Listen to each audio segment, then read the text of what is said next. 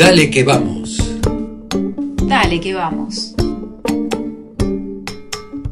Sobre una idea general de la licenciada Ana María Suárez. Dirección y producción, La Urdimbre, Universo Cultural. Conducción, Virginia Poi. Co-conducción, Martín Poi y Graciela Martín. Departamento Comercial, Agustina Vázquez. Operación técnica, Alejandro Mur. Locución comercial, Raúl Price. Dale, dale que vamos. Siempre del lado de la cultura.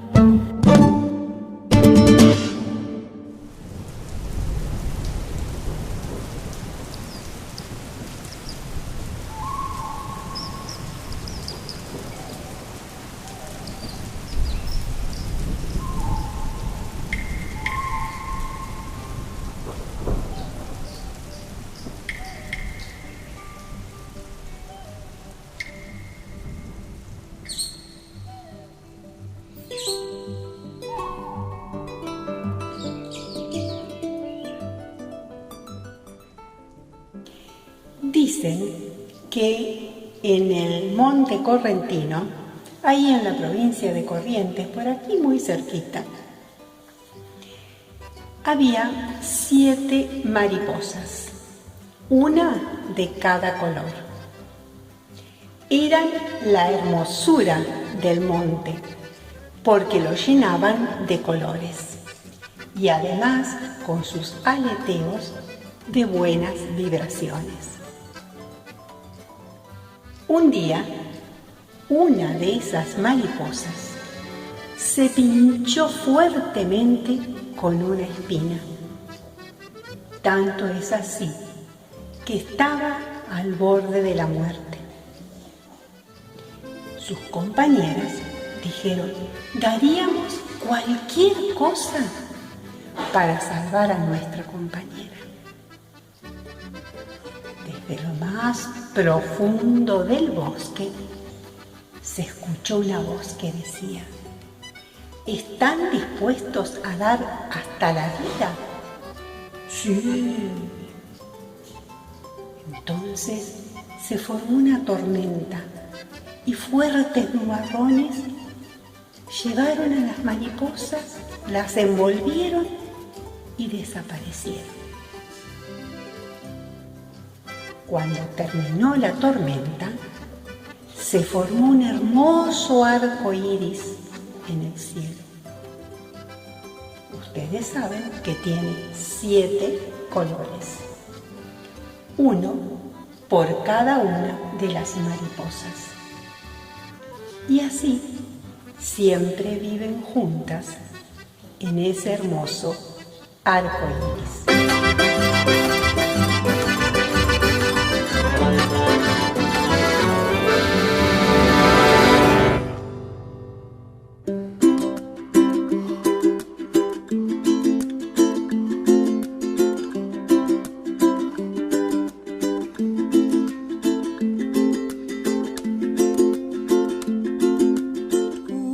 Muy buenas tardes, ¿cómo están todos? Esto es Dale que vamos, como cada semana, los jueves por la tarde, acompañándolos en este aire de radio que hacemos juntos desde hace tanto tiempo y que tanto placer nos da. Hoy los saludamos desde este rincón de Monte Grande, en el que salimos al aire por FM Malvinas en el 91.5, por AM en Radio Excelsior en el 1060 del dial, también por las páginas web de las radios, que son el www.malvinas-mediofm.com.ar y el www.amexcelsior.com.ar. También nos pueden escuchar en nuestro canal de YouTube.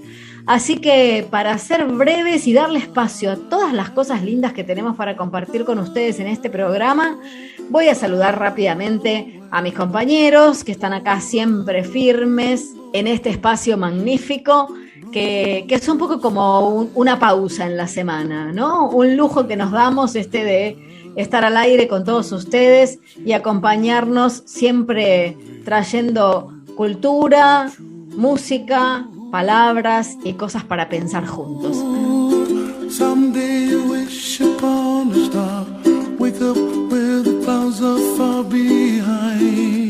Así que les digo hola nomás, Gra y Martín, y arrancamos este Dale que Vamos de este jueves otoñal. ¿Cómo va? Hola Virginia, hola Martín, ¿qué tal? ¿Qué decís, Gra? ¿Cómo vas, Vir? ¿Todo bien? Lindas tardes de otoño, ¿eh? Lindas tardes estas, la verdad que sí. Calentitas. Soleado, igual el verano como que está quejándose, no se está queriendo ir del todo, días más calurosos, días medio pesados, después se vuelve de vuelta al frío, estamos así. Tal cual. Bastante calorcito esta semana. Tal cual, bueno, pero viste que sucede en esta época del año que está así como que sí que no, que un día te morís de calor, un día salís y te morís de frío, el otro día salís con la campera y te la tenés que meter en el bolsillo porque te morís de calor. Me ocurrió hoy. Como la cebolla. Me como ocurrió, la cebolla, sí, estos días. exacto, me ocurrió en estos días, particularmente ayer, que salí muy encamperado y a la tarde volví con la lengua afuera, más o menos, y ya no sabía ni qué sacarme. Pero bueno, nada, igual es un tiempo muy amoroso, ¿no? A mí me gusta esta época. A mí me gusta el otoño. El otoño, lo mismo que la primavera, son esas estaciones que están a mitad de camino y que tienen esos paisajes tan particulares, la primavera con sus flores y el otoño con este color, estos ocres, ¿no? Que se van desparramando por el piso y por los paisajes en general.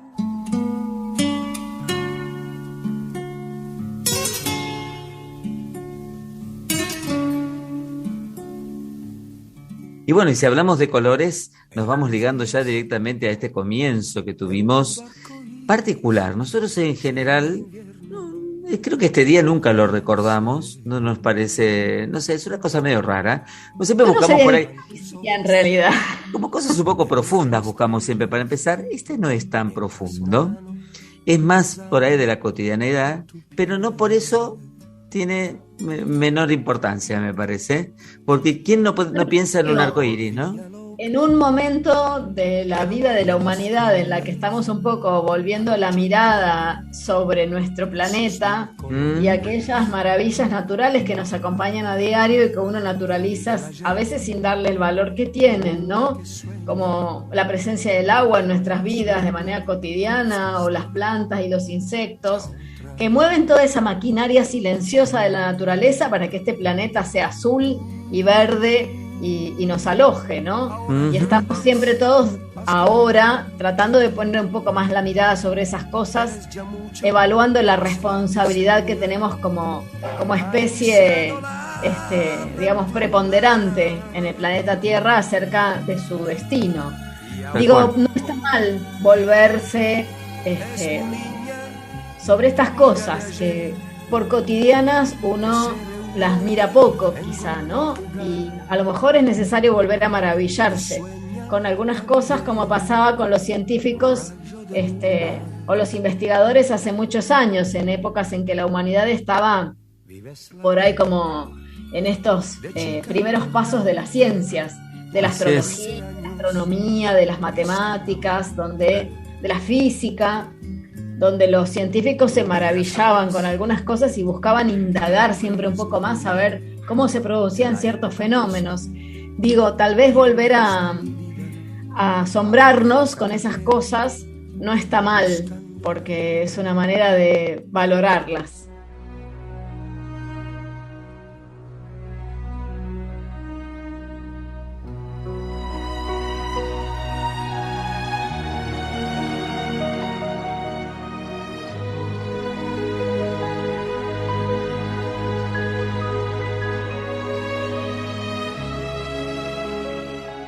Tengo la sensación de que cada vez vemos menos el arco iris, o aparece menos.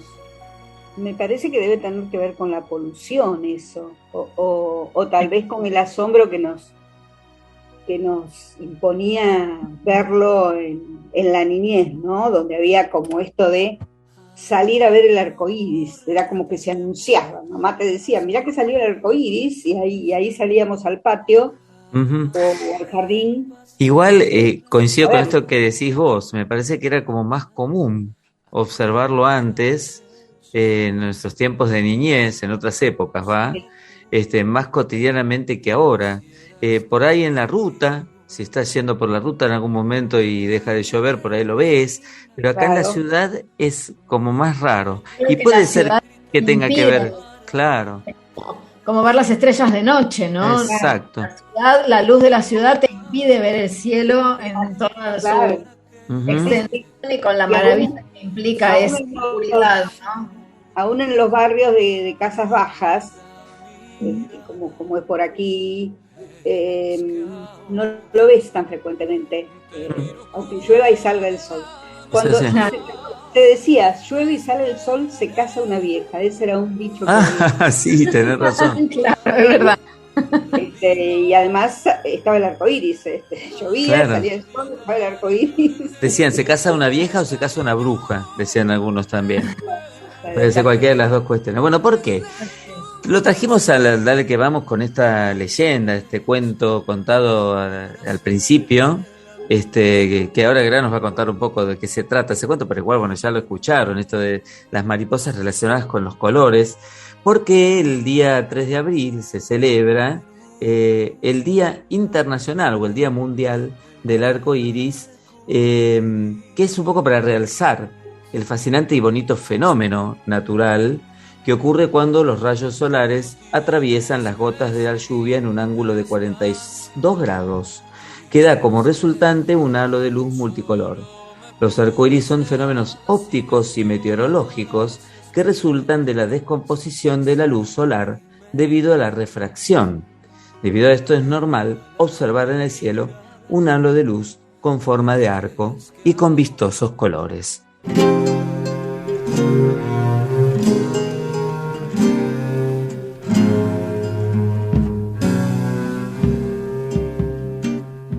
Bueno, gracias a los experimentos que llevó a cabo Isaac Newton, la humanidad puede entender hoy cómo se producen los arcoíris.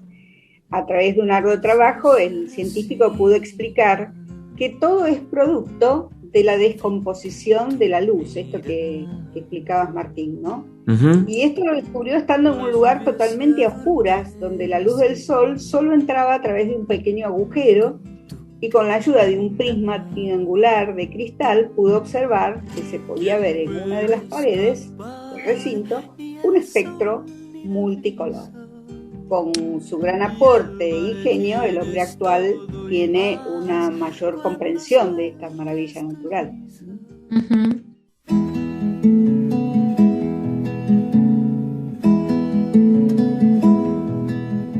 Bueno, algunas curiosidades sobre el arco iris, por ejemplo, es que tiene muchos más colores de los que el ojo humano es capaz de ver.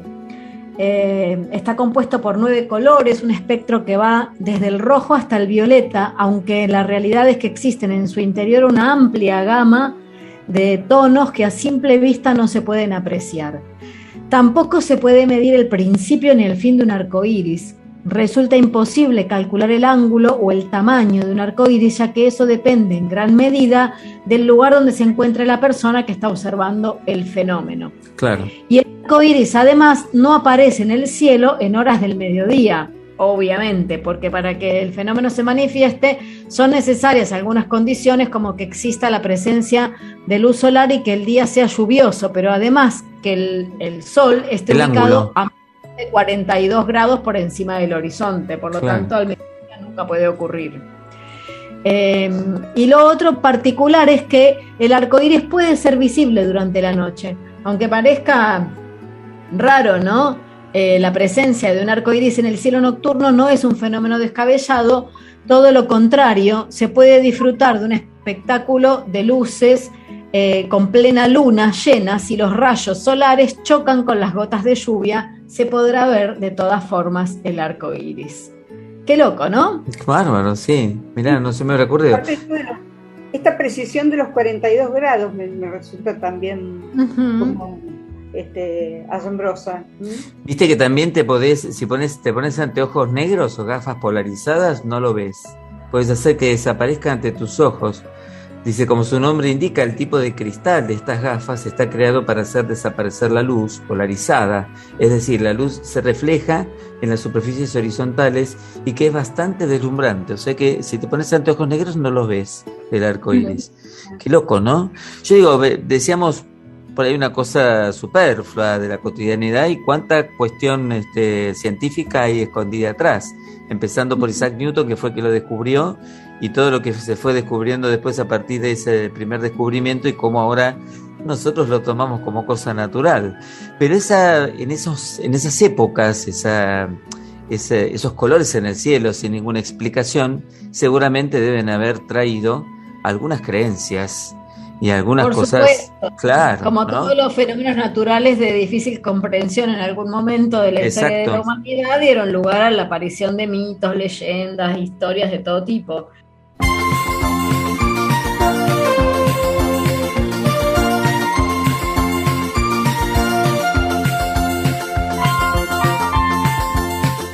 Buenos días, arcoíris, siempre fuiste la esperanza de que tras de la borrasca viene el sol. Y bueno, la del arco iris, por ahí que es más conocida, que por ahí incluso aparece en las películas o en dibujos animados y en relatos de fantasía, es aquella que ha tenido origen en Irlanda, Ujú. que habla de que al final del arco iris se encuentra un caldero con monedas de oro.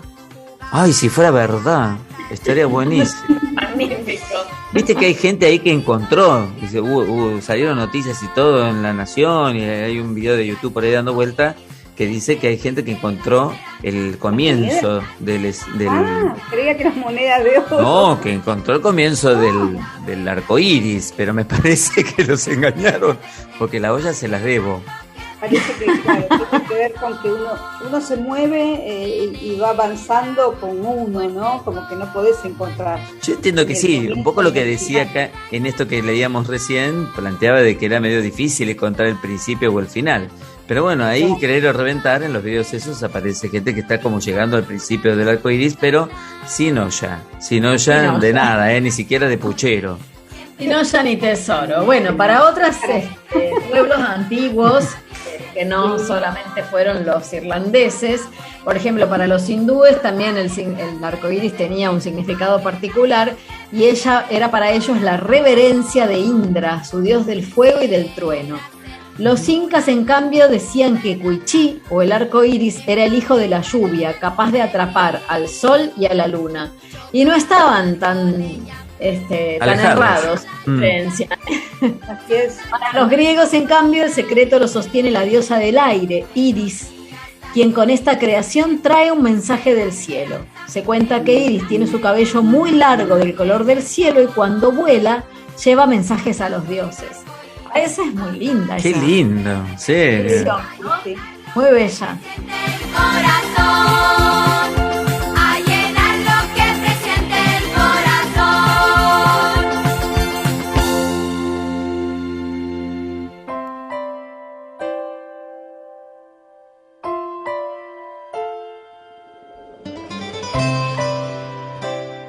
Y hay muchas leyendas, la que relataba al principio, la que escuchábamos, era una leyenda leída o contada por María Emilia Gañetén, de la CONABIP, la Comisión Nacional de Bibliotecas Populares, y bueno, tiene esa grabación con una de las leyendas posibles que relaciona a los colores del arco iris con las mariposas.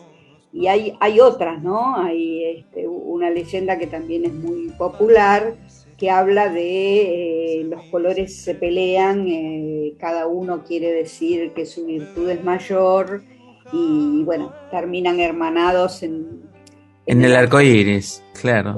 Bueno, leyendas que muchas veces se le cuentan a los niños chiquitos acerca de, bueno, el origen de alguno de estos fenómenos. Bueno, sirve para enseñar los colores, me imagino también, por eso es una herramienta tan valiosa este tipo de cuentos para las primeras infancias, ¿no?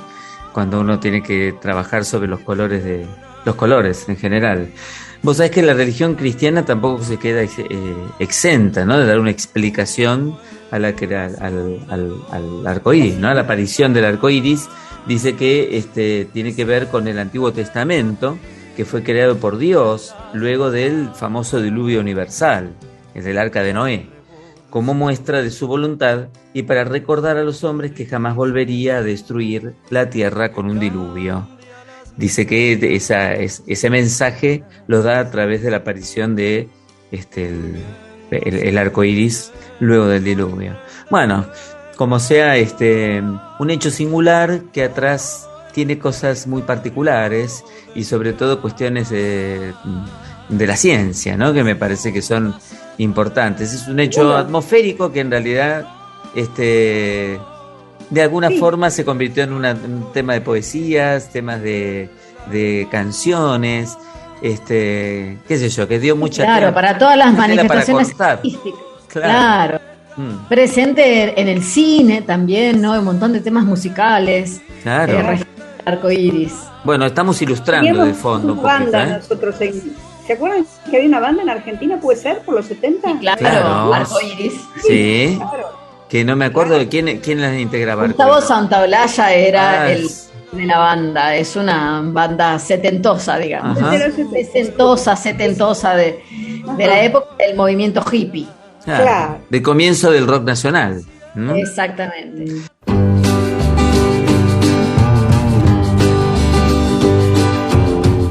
Bueno, chicas, vamos a darle el puntapié inicial al programa de hoy con un programa poblado de mujeres, porque tenemos por ahí, vamos a recordar a Cecilia Grierson, a Mantovani, Victoria Ocampo, tenemos algunos escritores por allí dando vuelta, mucha música, tenemos nuestro bloque de la voz singular, por ahí nos va a estar visitando un Carlos Guastavino, el día del partido, porque estamos festejando esta semana, el 9 de abril, que es el día del partido de Esteban Echeverría.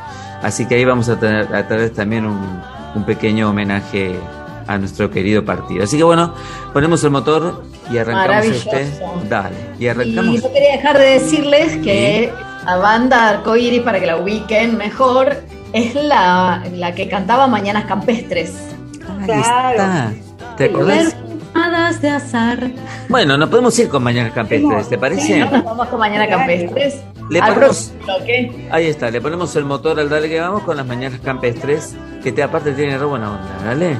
Así es. Perfumadas de azar. Meta. Dale que vamos. Dale que vamos. Mañana Campestre.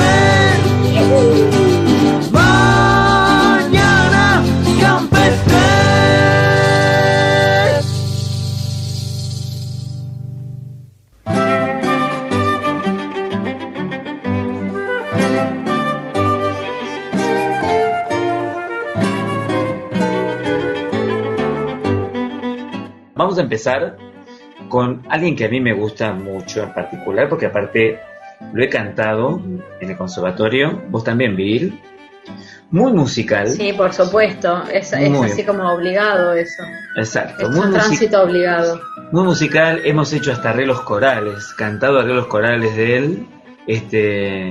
Bueno, un músico que para mí tiene como un lugarcito especial, ¿no? Más allá de que ha sido bastante discutido en cuanto a su forma de pensar la música, porque, bueno, muy casado con la música tonal, y casado con la música tonal en el siglo XX es como una especie de... Claro, bueno, hay que ponerlo en contexto, ¿no? Claro.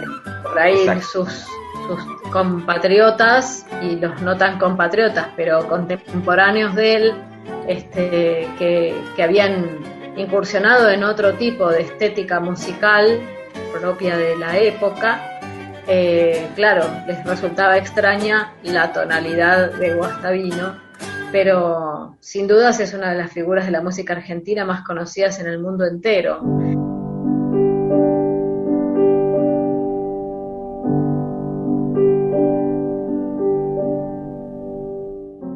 Guastavino fue realmente un niño prodigio, porque dicen que aprendió música antes que a escribir. Bueno, no dijimos claro, que tenía un poco que ver con sus orígenes, ¿no? Con la familia en la que se crió, en la que creció, porque allí todos eran músicos. No dijimos de quién hablábamos, vos dijiste Guastavino, no, claro. Pero vamos a avisarle a la gente, ¿no? Estamos hablando de Carlos Vicente Guastavino, un santafesino nacido un 5 de abril de 1912, por eso lo estamos trayendo hoy a la mesa de que vamos y compartiendo su música con ustedes, porque ya lo estamos escuchando ahí de fondo, ¿no? Acompañándonos, compositor y pianista argentino. De hecho, la mayoría de las piezas de canto con acompañamiento de piano, yo creo que la versión del piano, o sea, el acompañamiento es lo maravilloso, ¿no? Más allá de la línea melódica, todo eso que él lograba sacar de su partitura, pero la verdad que las armonías y la melodía que surtía o salía de esas armonías era la verdad que muy singular, ¿no? En la mano de Guastavino.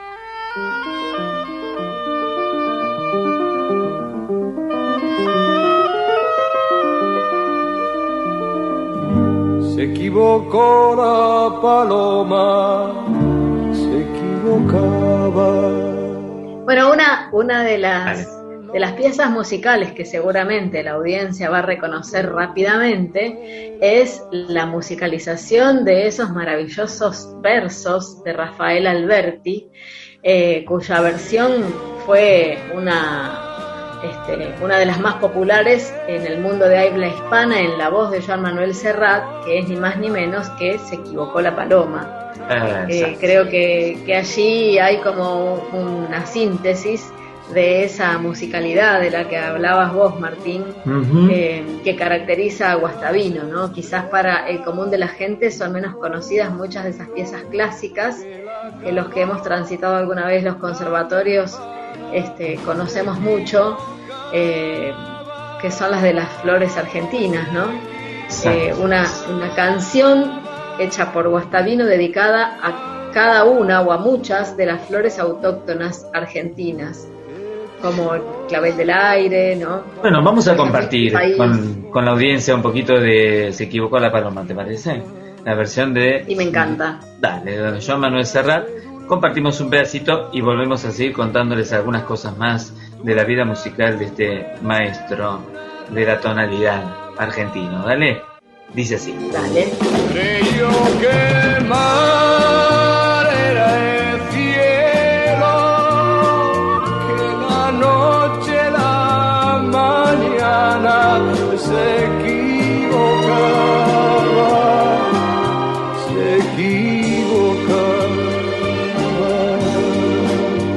que las estrellas, rocío, que la calor, la nevada se equivocaba.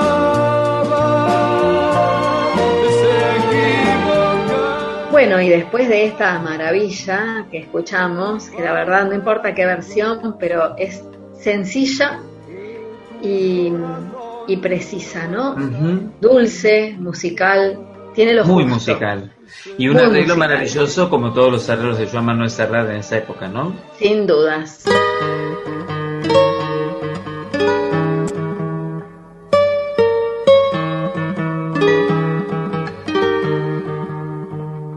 Algo para destacar, ¿no?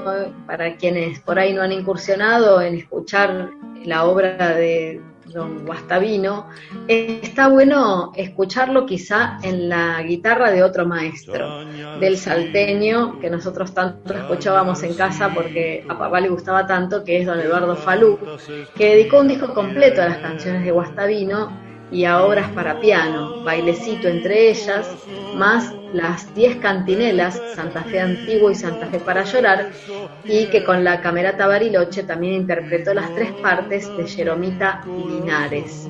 Bueno, obras de Guastavino que van a quedar en la memoria de la tradición argentina, y la realidad es que, bueno, sobresalen un poco en este imaginario musical argentino, aunque mucha gente no sabe que son obras de don Guastavino, ¿no? Que ya forman parte de esa tradición cultural y que se han hecho como muy cercanas al folclore, ¿no? Esto también es una característica de la música de Guastavino, esta cercanía con nuestro folclore y esta manera de interpretar y de hacer esa conjunción entre la música clásica y el folclore nacional que lo tienen en este rincón de nuestra cultura. Es uno de los exponentes del llamado nacionalismo romántico argentino, ¿no?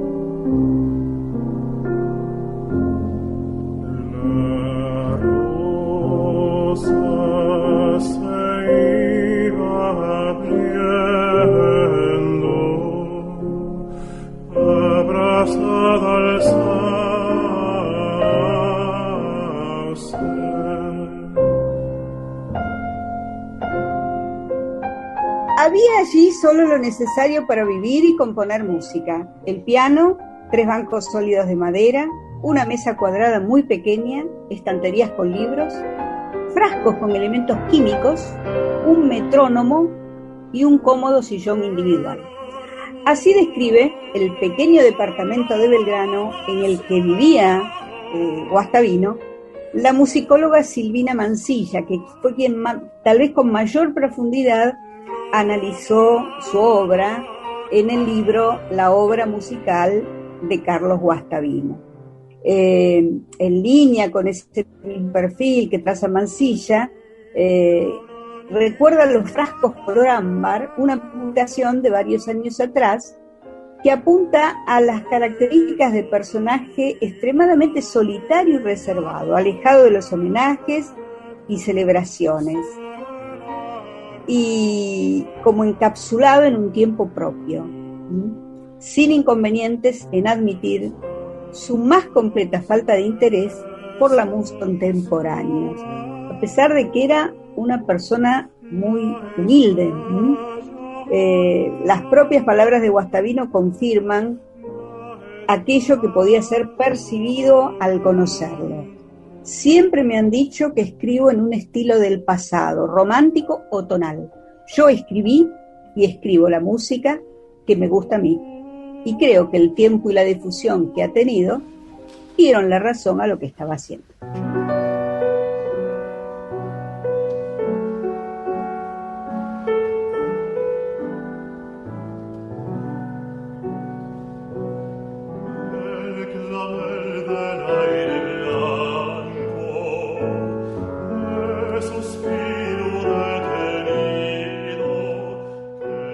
Compuso más de 266 piezas, se siguen de las vez, y bueno, algunas están ilustrando, ¿no? De fondo mientras nosotros charlamos, como por ejemplo La Rosa y el Sauce, tan bonito.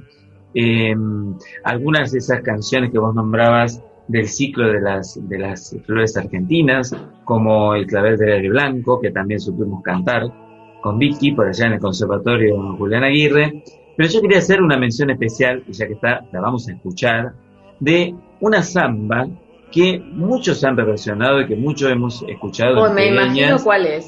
Me imagino cuál estás pensando. Que sabrás. Bella, bella. Una, compuesta por don Guastavino y tocada primeramente, interpretada primeramente por el maestro Eduardo Falú, que vos también lo acabás de nombrar, pero nosotros vamos a escucharla en la versión cantada por la querida Negra Sosa. Y estamos hablando de La Tempranera.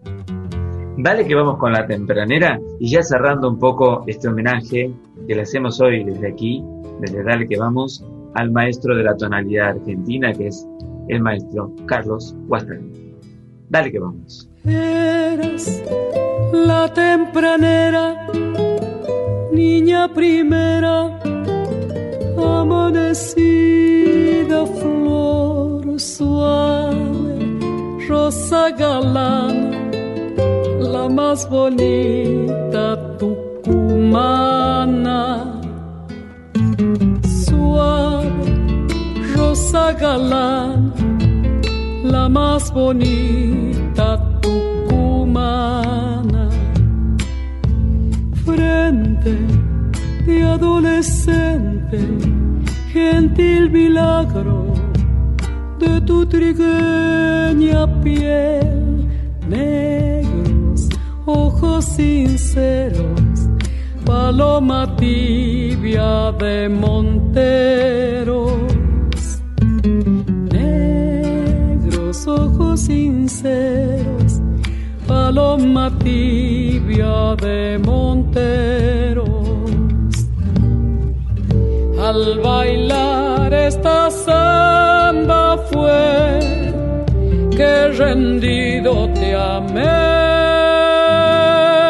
Eras mi tempranera, de mis arrestos prisionera. Mía, ya te sabía cuando por fin te coroné.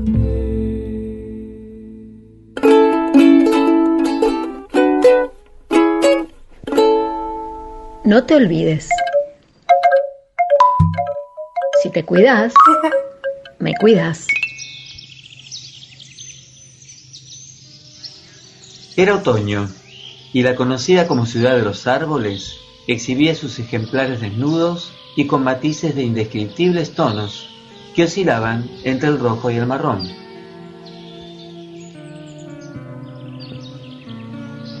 Son las mismas frondosas arboledas que hoy adornan las principales calles de Monte Grande y que en marzo de 1913 fueron testigos del fervor popular de un pueblo que daba sus primeros pasos.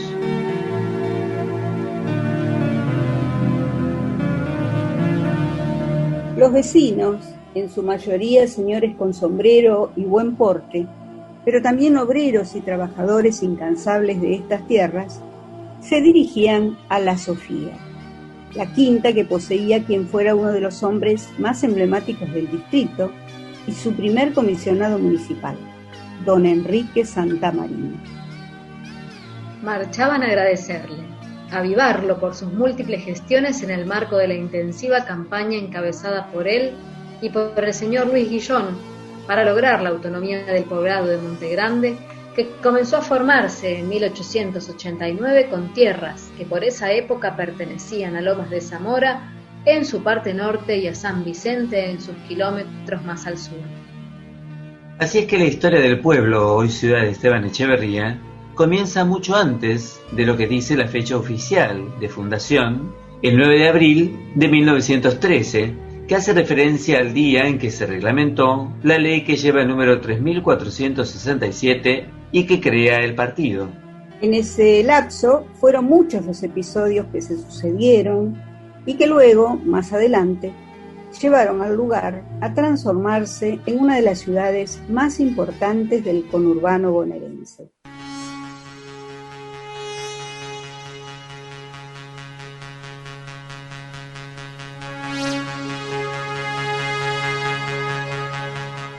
El objetivo de la nueva ciudad comienza a delinearse a través del senador Eduardo Arana, aquel cuyo nombre heredó una de las calles más importantes de Monte Grande y que en octubre de ese mismo año, gracias a las gestiones y la propuesta que le acercó Santamarina, presentó un proyecto en la legislatura para lograr la independencia de la zona. Lo presentó el 5 de octubre de 1911 y después de un largo recorrido de 18 meses se aprobó. Cuenta Campomar, reconocido historiador de Esteban Echeverría. Pero como todo logro importante, no fue fácil de conseguir. El proyecto de ley que creaba una nueva jurisdicción municipal en la zona se chocó con la resistencia de Ezequiel de la Serna, ex vecino de Lomas de Zamora, que no aceptaba el pasaje de las tierras y que en ese momento era vicegobernador y por lo tanto quien presidía las sesiones en el Senado. El freno del proyecto era previsible. Lo cierto es que una serie de sucesos políticos e incluso algunos infortunios hicieron que en menos de 2 años se le diera el visto bueno a la iniciativa. Tras la muerte del entonces gobernador Inocencio Arias en 1913, de la Serna debió asumir ese cargo y Arana se convirtió en vicegobernador. No obstante, en marzo de ese año también falleció de la Serna, por lo que Arana se transformó en el primer mandatario bonaerense. Rápidamente fue Santamarina quien telegrafió al flamante gobernador para pedirle por la aprobación de la ley. La aprobación finalmente se produce el 7 de marzo de 1913, pero la ley se promulgó un mes después, el 9 de abril, de ahí el nombre de una de sus localidades. Destaca el mismo Campomar. Mientras tanto, da cuenta de que en lo que ya comenzaba a ser el distrito, se había creado una comisión vecinal para juntar fondos que permitieran comprar las tierras a las que hacía referencia la ley. Cuando sale la ley, en su artículo 4, establece que los vecinos se tienen que hacer cargo de todos los espacios para levantar los edificios públicos. Es por eso que de su bolsillo pusieron la plata hasta para comprar la tierra del cementerio. Después, cuando se establece la municipalidad en 1913, hasta le compran los muebles al intendente Santamarina. Sorprende Campomar. Además, la ley se hace efectiva quitándole una parte de tierra a Lomas de Zamora, que es el cuartel 12, y otra a San Vicente, que sería el cuartel 6 y el cuartel 7. En ese momento se conforma un territorio de 390 kilómetros cuadrados o llamados circunscripciones, pero en el correr del tiempo, entre confiscaciones, segregaciones, divisiones y entrega de tierras a Cañuelas y Ezeiza, hoy tenemos solo 120 kilómetros cuadrados con más de 300.000 habitantes. Dicen que el senador Arana era un gran lector de las obras del autor del Matadero y que por eso decidió, tras la promulgación de la ley 3467, bautizar bajo el nombre de Esteban Echeverría al distrito y nombrar a Santa Marina como comisionado municipal.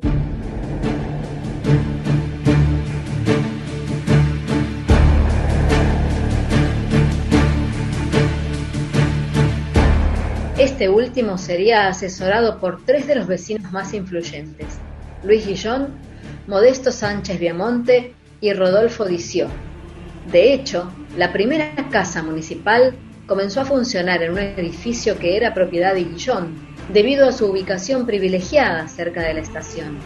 La misma contaba con la hoy famosa y preservada puerta histórica que había sido donada ni más ni menos que por don Juan Manuel de Rosas.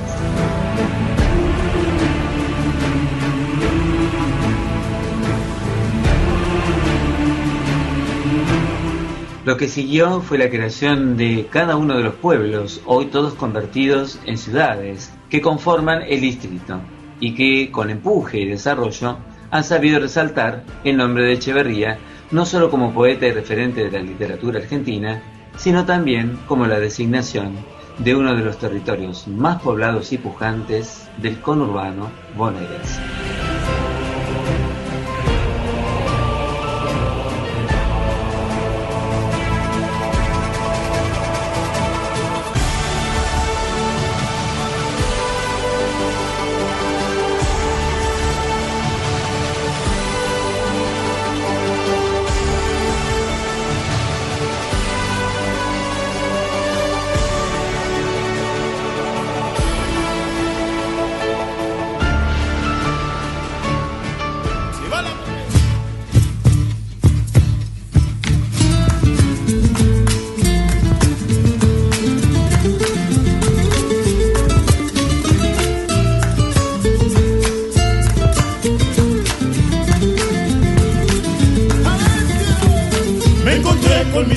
Amigos, recordando ese tiempo de ayer, ese ayer que fue solo mío, aún lo tengo prendido en mi ser. Ese ayer que fue solo mío, aún lo tengo prendido en mi ser. Nostalgioso me puse el momento, estando con ellos volví a renacer. Abrazo de Pocho y Aníbal me dio la alegría que no olvidaré.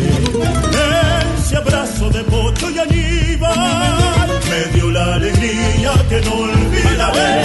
Monte grande, que lejos me encuentro, muy lejos de allí. Hecho en samba, guitarra y cantando, hoy regreso de nuevo hacia ti. Hecho en samba, guitarra y cantando, hoy regreso de nuevo hacia ti.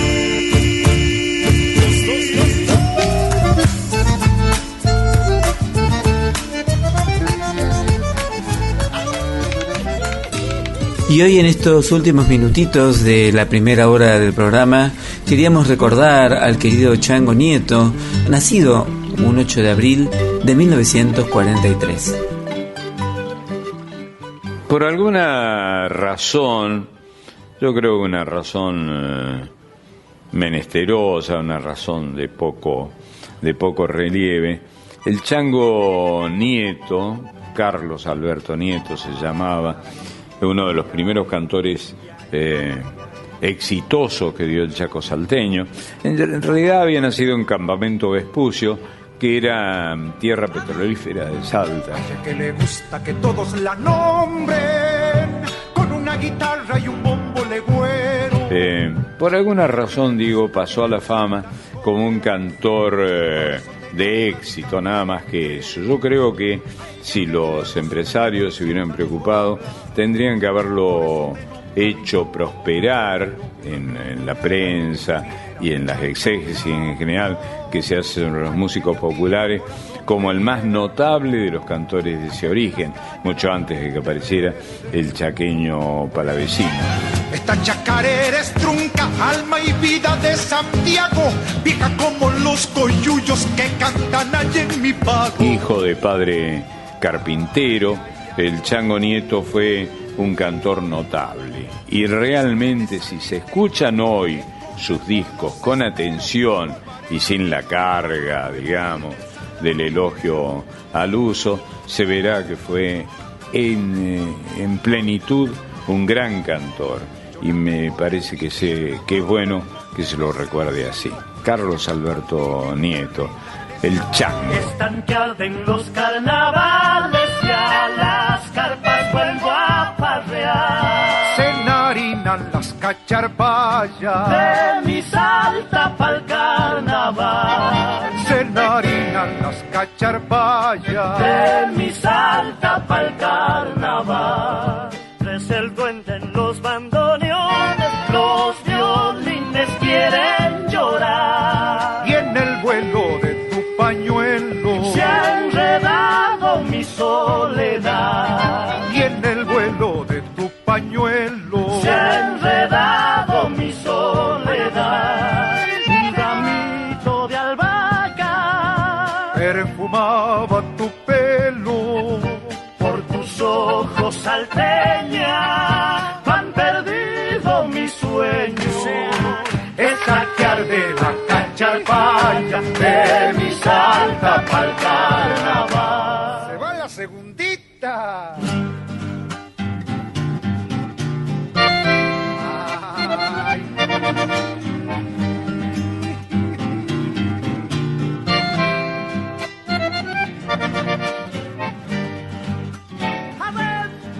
En la bulla de la comparsa la alegría sale a bailar. Si la coca trepa en las bocas no hay cansancio en el carnaval. Si la coca trepa en las bocas no hay cansancio en el carnaval. Las caretas ya se despintan con la luz del amanecer. Y el desvelo de los carperos con la luna va a florecer. Y el desvelo de los carperos con la luna va a florecer. Un ramito de albahaca perfumaba tu pelo. Por tus ojos salteña van perdido mi sueño. Es saquear de la cacharpaya de mi Salta pa'l carnaval. Que el desconcierto no te paralice. Dale, dale que vamos. Un programa de radio pensado para hacer de la cultura un motor para tus días.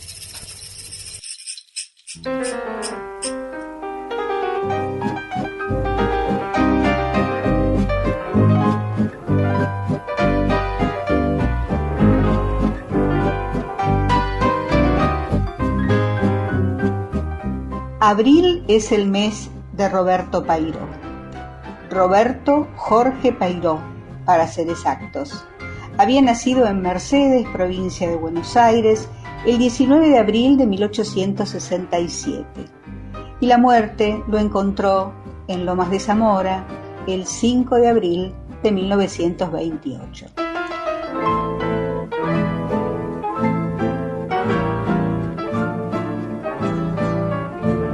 Pairó fue un escritor y periodista argentino que fue considerado como el primer corresponsal de guerra de su país. Por otro lado, la vastedad de su obra hace que se lo considere, junto a los hermanos Podestá, como uno de los creadores del teatro nacional. Firmes. Y oiga el bastonero. En Bahía Blanca fundó un periódico, La Tribuna, donde publicó sus primeros artículos y apoyó la Revolución del Parque. Cuando se muda a Buenos Aires, empieza a trabajar como redactor del diario La Nación. Y durante ese tiempo realizó innumerables viajes al interior y al exterior del país. Viajó a la Patagonia, por ejemplo, como reportero de La Nación. Y escribió crónicas sobre la región que fueron publicadas en el libro La Australia Argentina.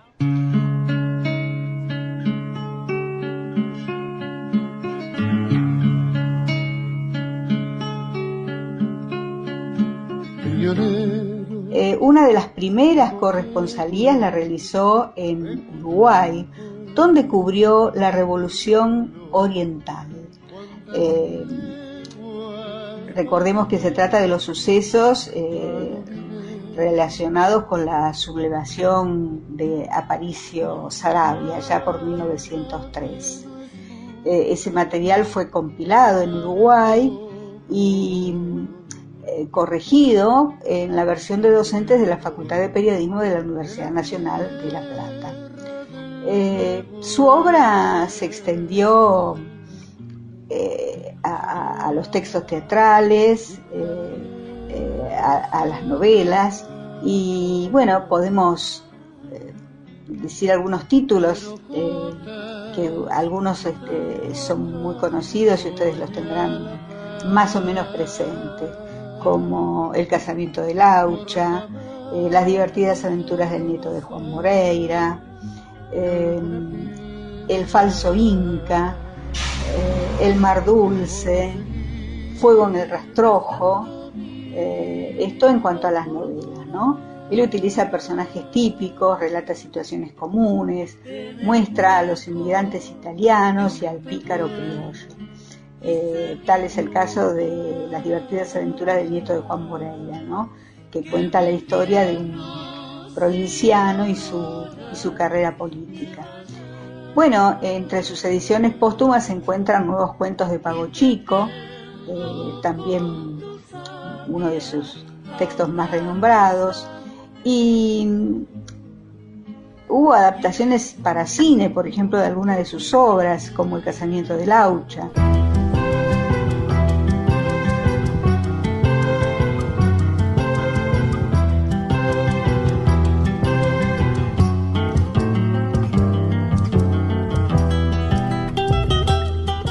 Bueno, un escritor muy prolífico, del que hoy hemos conocido un aspecto tal vez menos difundido, que es este de haber sido corresponsal de guerra. Durante la Primera Guerra Mundial, por ejemplo, estuvo en Europa y allí escribió un material que luego fue compilado por una investigadora belga argentina y publicado en el año 2009.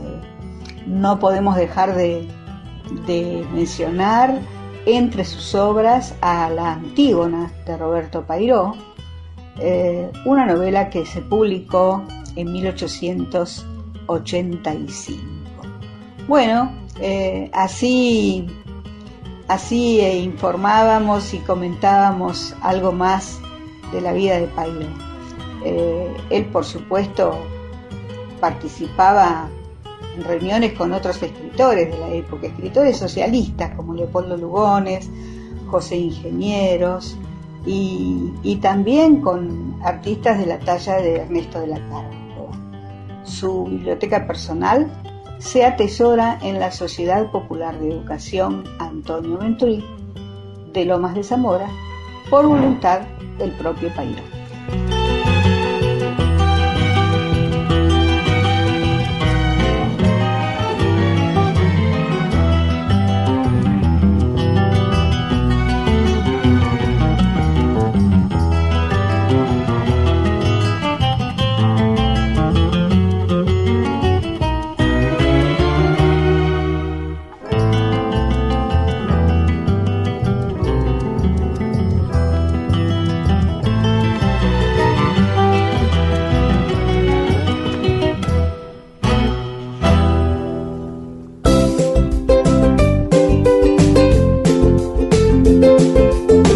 quédate en casa, quédate escuchando, dale que vamos.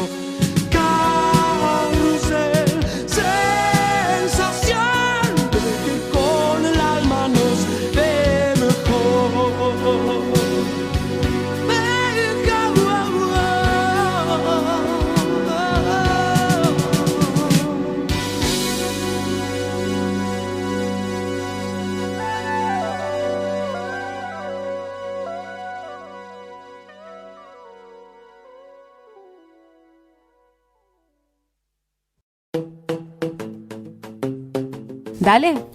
Dale. Vamos. Vamos. Dale que vamos. Un programa de radio que no olvida la cultura de los pueblos.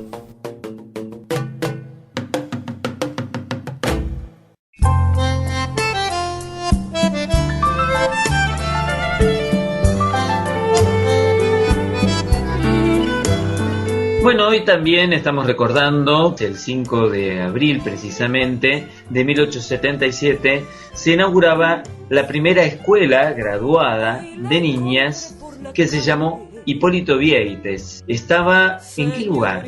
En Perú al 700, ¿no? En la ciudad autónoma de Buenos Aires. De hecho, investigando un poco, buscando material, encontramos un proyecto que aparece por allí de rehabilitación de esta escuela, ¿no es cierto? Del edificio. Esta escuela, la escuela original, ¿no? De Hipólito Vieites, había sido diseñada por el arquitecto Carlos Morra y la había construido en el año 1875 justamente para alojar la escuela graduada de niñas, que hasta el momento las escuelas no eran graduadas, ¿eh?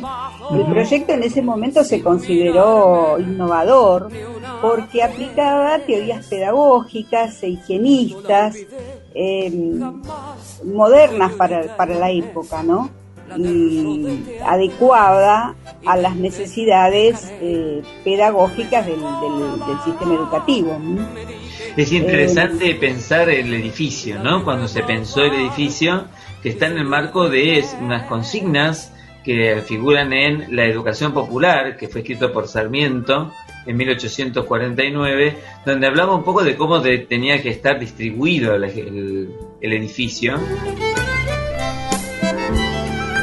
Esto de que para Sarmiento, en primer lugar, había que pensar en un edificio adecuado, ¿no? Exacto. Esto que a veces pasaron los años y no siempre se tiene en cuenta. como pensándolo desde la necesidad pedagógica, ¿no? Tanto en cuanto a su emplazamiento, la forma, la organización, los materiales, el equipamiento.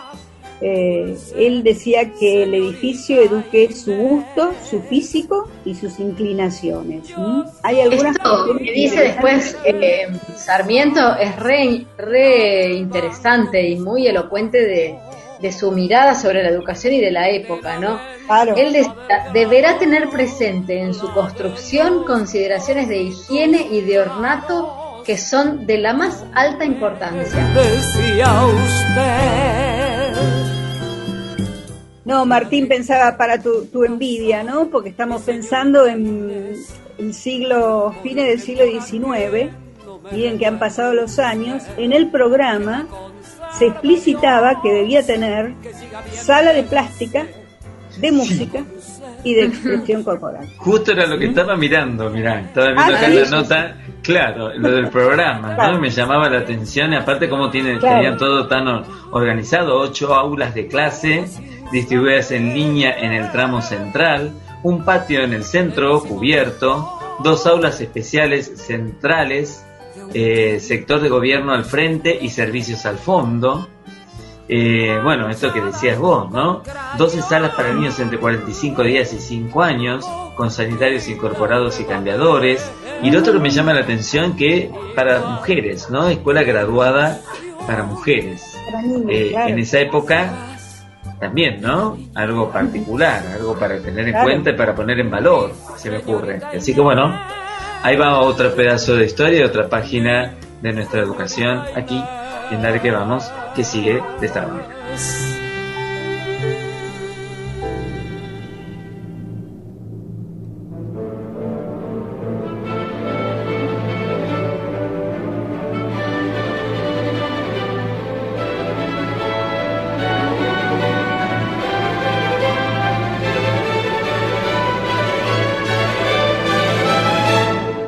No es la guitarra lo que alegra o ahuyenta el miedo en la medianoche.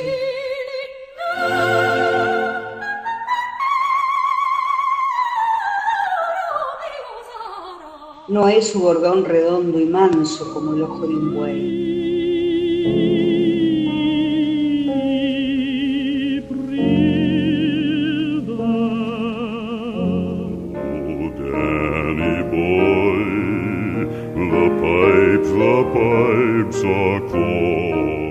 No es la mano que roza o se aferra a las cuerdas buscando los sonidos.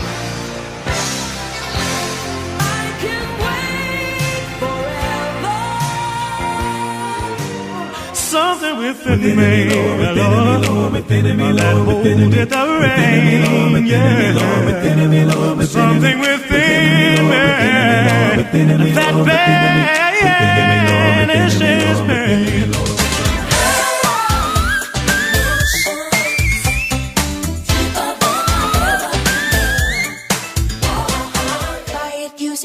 Fix it, trash it, change it, mail, upgrade it, charge it, point it, zoom it, press it, snap it, work it, quick erase it, write it, cut it, paste it, save it, load it, check it, quick rewrite. Sino la voz humana, cuando canta y propaga los ensueños del hombre.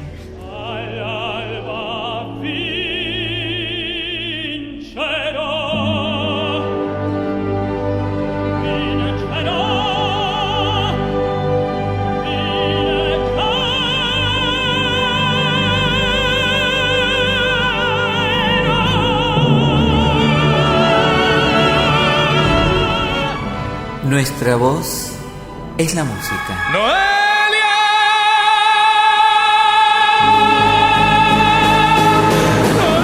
Que hace el viento al atravesar nuestro cuerpo. Juntando el rocío en la flor, en la laurel.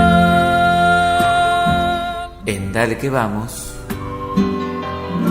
voces singulares. Hay una niña en el alba, la ves, y con la niña en el alba estoy yo, y el día empieza otra vez.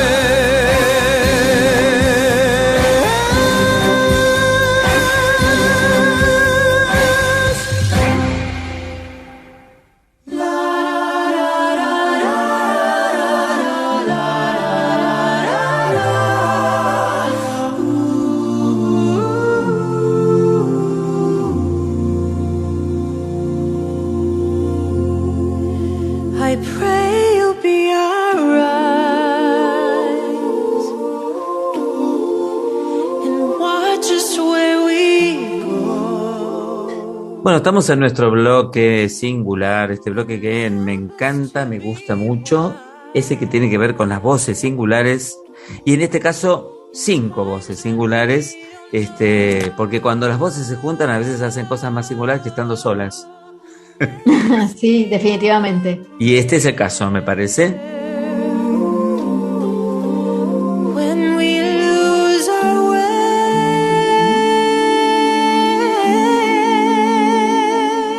Estamos hablando de esto que está sonando ya de fondo, que son los famosos Pentatonix.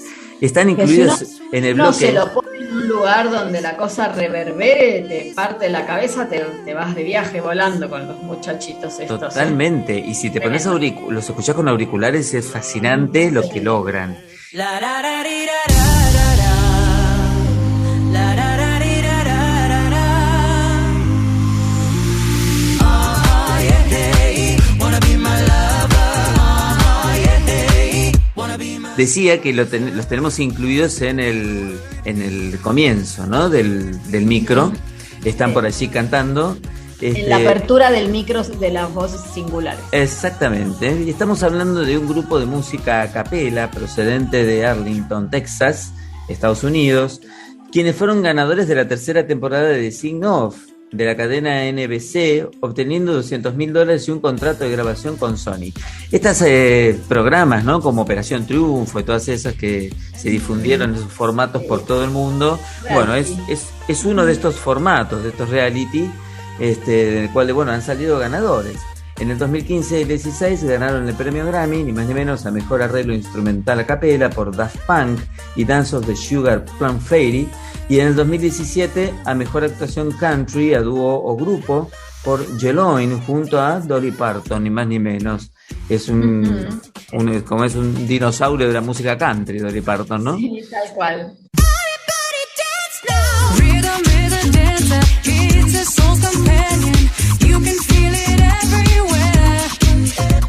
En mayo del 2017, Abriel Kaplan anunció que abandonaba el grupo. A finales del 2017 fue reemplazado por Matt Saley. ¿Quién sería el tenor de contratenor ese que tiene esa voz maravillosa? No sé quién será de todos, el que fue suplantado, pero ese claro. Que no lo suplante.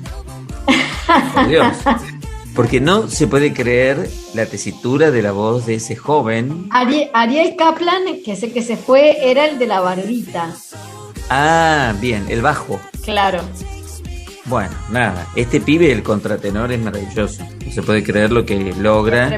Por momentos pensás que es una chica que está cantando, porque tiene, la verdad, un rango en esa tesitura de la voz que es increíble. La verdad es que todos los que cantan, salvo por ahí la soprano, que tiene una voz como más común, sí, más esperable, un registro por ahí más común.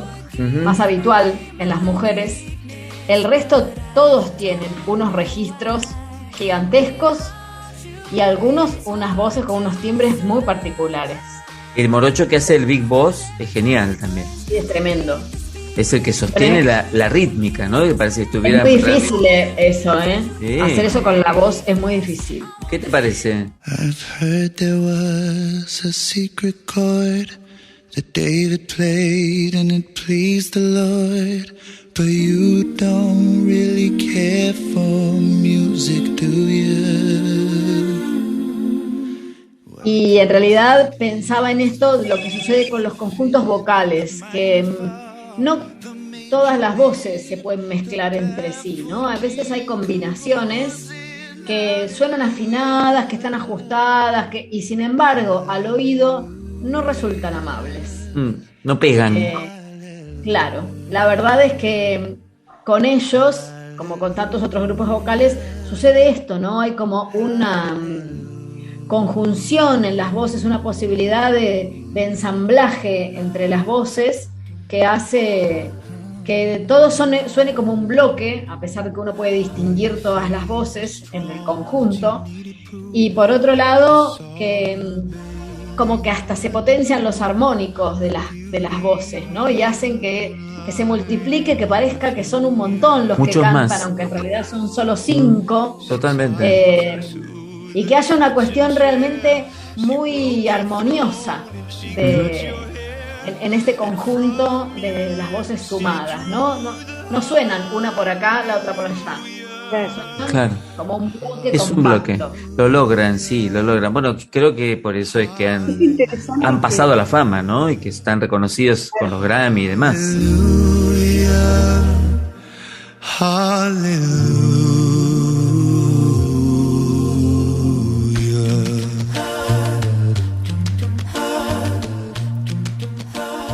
Is this the real life? Is this just fantasy? Caught in a landslide, no escape from reality. Como muchos grupos, o como muchos jóvenes que después se dedican al canto, se conocían desde la escuela secundaria. Por lo menos 3 de ellos comenzaron siendo estudiantes en el último año de escuela secundaria, y es ahí donde deciden presentarse a un casting para una serie televisiva, previo esto a The Sing Off que hoy estaban comentando. Bueno, estos 3 grabaron un video y lo colgaron en YouTube. No pasó nada en el casting, digamos, no salieron elegidos. Pero a partir del video que colgaron empezaron a tener mucha atención, tanto de la escuela a la que concurrían como de la ciudad donde vivían, y ahí empezaron a actuar, ¿no? Así que este fue su comienzo. Ahora, la serie fue Glee, la que se perdieron los de Glee, ¿no? Sí. Porque está bien, hay flor de cantantes en Glee, pero estos, no sé por qué los... Tremendo. Ellos en ese momento no fueron No quedaron. seleccionados. Sí, Quizás después, bueno, pensemos que también ellos después hicieron toda una trayectoria. obvio, hicieron la suya. Pasaron, por ejemplo, en la Universidad del Sur de California. Uno de ellos cursó un grado en música popular, otro de ellos cursó un grado de teatro musical en la Universidad de Oklahoma. Gracie, el miembro más joven del trío, estaba todavía en la escuela secundaria en ese momento, en un año anterior. Bueno, también se fueron formando, ¿no? Hasta llegar a ese gran éxito que fue la tercera temporada de Sing Off. Goodbye, everybody. I've got to go. Gotta leave you all behind and face the truth. Bueno, se reunieron como grupo por primera vez el día antes de la primera audición para el reality show de Sing Off. Miss Gracie no se presentó a su ceremonia de graduación para poder llegar a tiempo para la audición. El quinteto superó el casting exitosamente, pasaron a formar parte del programa y gracias a sus excelentes actuaciones ganaron la tercera temporada del concurso, obteniendo esto que les decíamos al principio, ¿no? Los $200,000 y el contrato ni más ni menos que con Sony Music. El nombre Pentatonix, que es con X final, como cuenta Scott Hoggin, fue elegido en relación a la escala pentatónica, que es una escala de 5 sonidos, una modal. En vez de 8 tiene 5. El grupo creyó que el nombre de la escala pentatónica era ideal, ya que representaba a los 5 miembros del grupo, y así reemplazaron la última letra por una X para que tuviera un mejor sonido, ¿no? El quinteto admite que tiene influencia del pop, del dubstep, el electro, el rhythm and blues y el hip hop.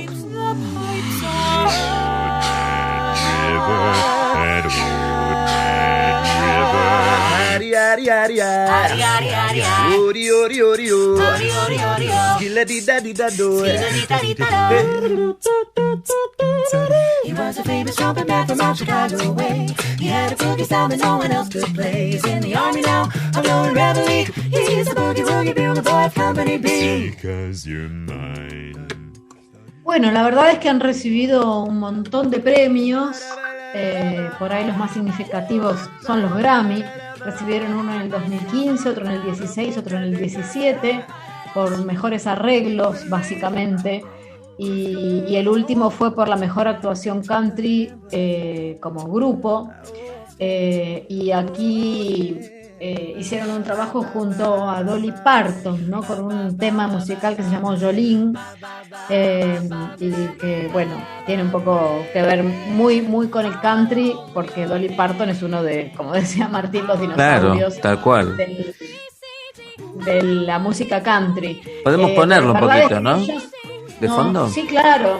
Por ahí podemos saber que suena ahí mientras vamos hablando, de fondo. Your beauty is beyond compare, with flaming locks of auburn hair, ivory skin and eyes of emerald green.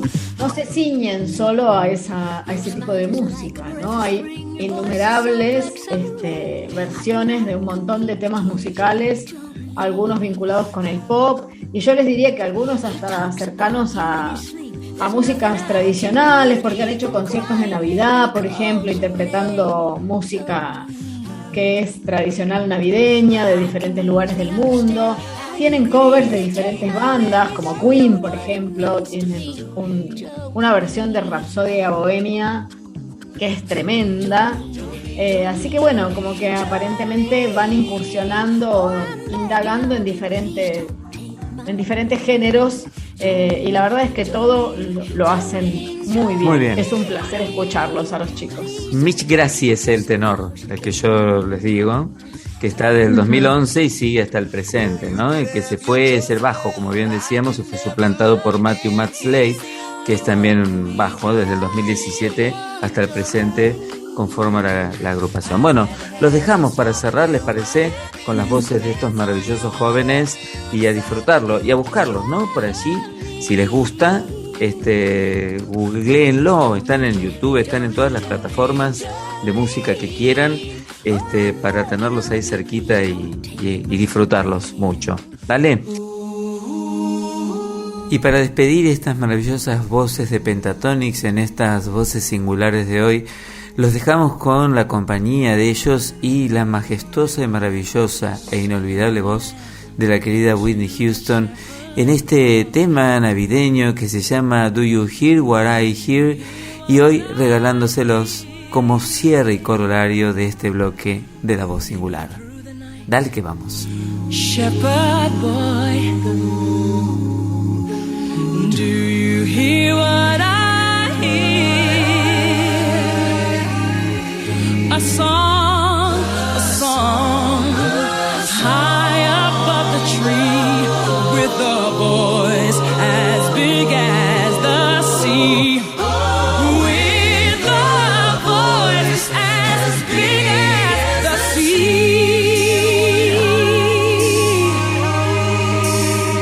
Now said the shepherd boy to the mighty king, do you know what I know? In your palace, warm mighty king, do you know what I know? Oh, a child shivers in the cold. Let us bring him silver and gold. Let us bring him silver and gold. Oh yeah.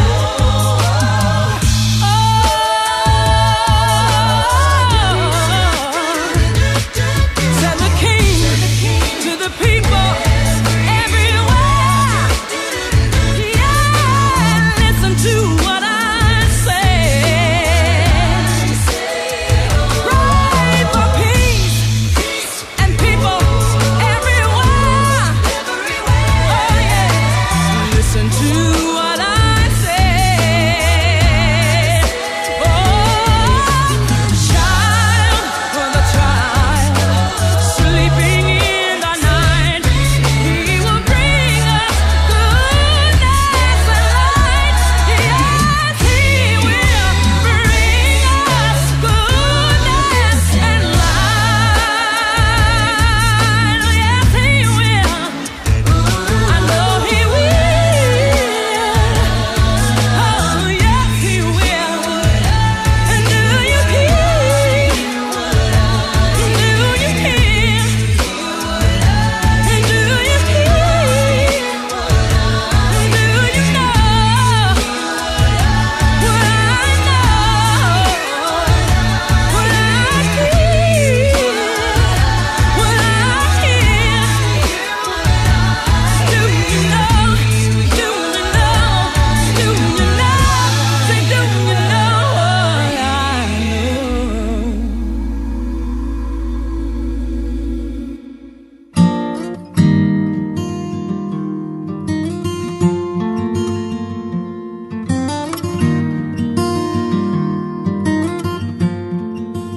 Me prosterno ante ellas, las amo, las adhiero, las persigo, las muerdo, las derrito.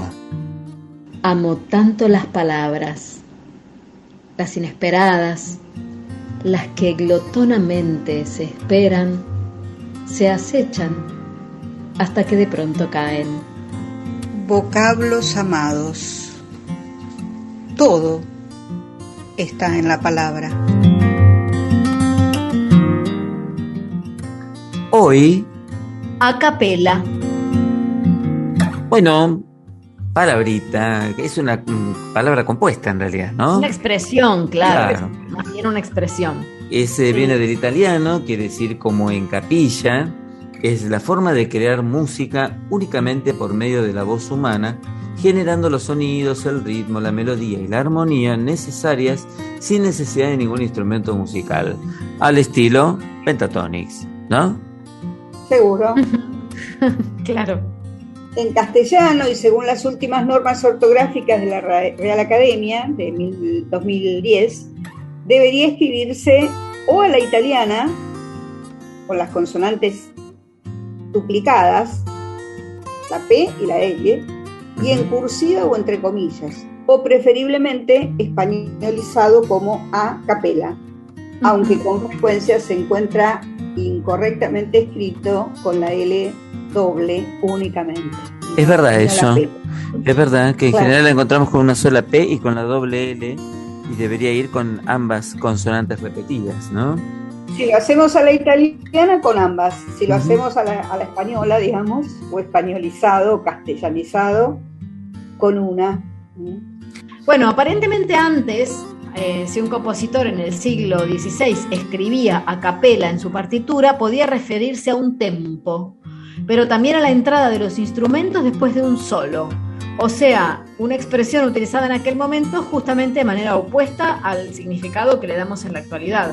Exacto. En cambio, a finales ya del siglo XVI, con ese término se describía por regla general a la música vocal sacra para coro cuyas voces se componían de varias personas. Y cada una de esas voces podía doblarse a su vez por instrumentos. Quienes crearon el estilo de la música vocal de la segunda mitad del siglo XVI fueron Orlando Di Lasso y Giovanni Pierluigi da Palestrina, en cuyas obras se consuma un equilibrio técnico, polifónico y sonoro que fue redescubierto en el siglo XIX y que junto con el concepto del estilo, Palestrina se convirtió en el ideal de la música sacra pura.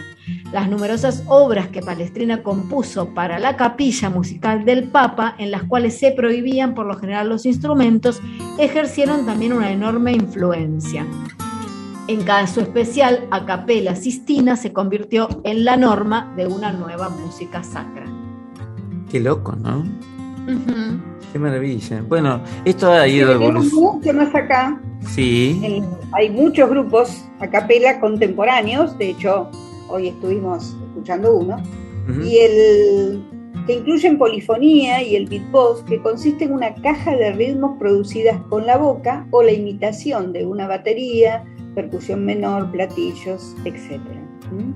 Qué maravilla. También han surgido bandas de música a capela en géneros de música más populares que combinan sus propios temas con versiones a capela de clásicos, por ejemplo, el band canto con clásicos del heavy metal.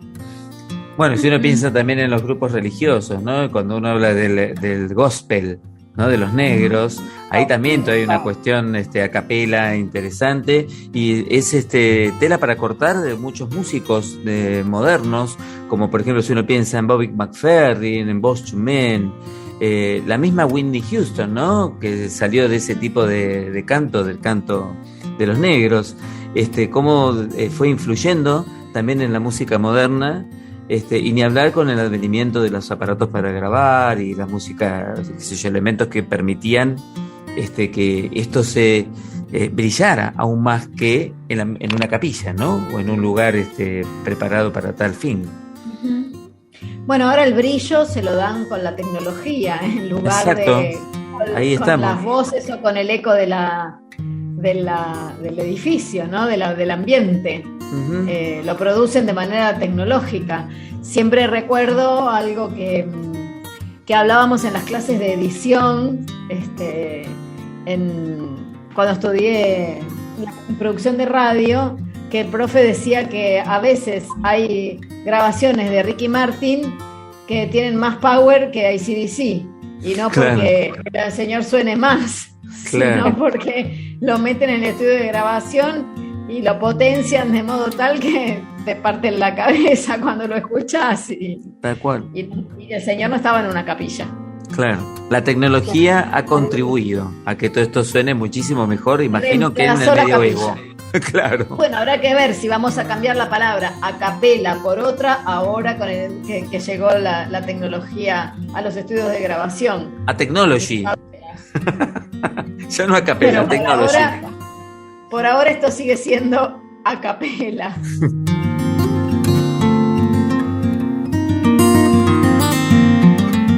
Todo lo que usted quiera, sí señor. Pero son las palabras las que cantan, las que suben y las que bajan.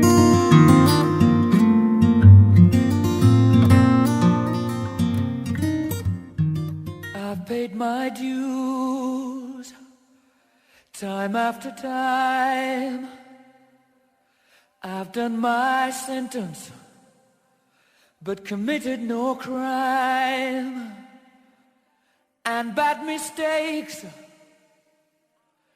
I've made a few.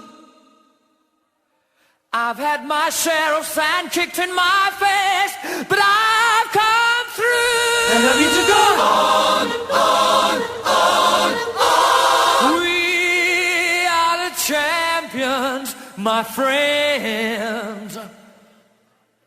And we'll keep on fighting till the end.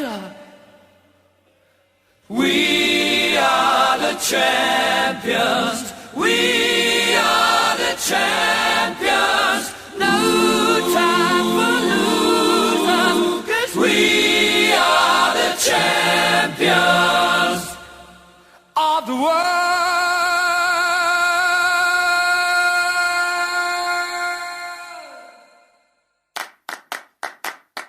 Vamos, vamos que venimos. Dale, dale que vamos. Un programa de radio que tira para adelante.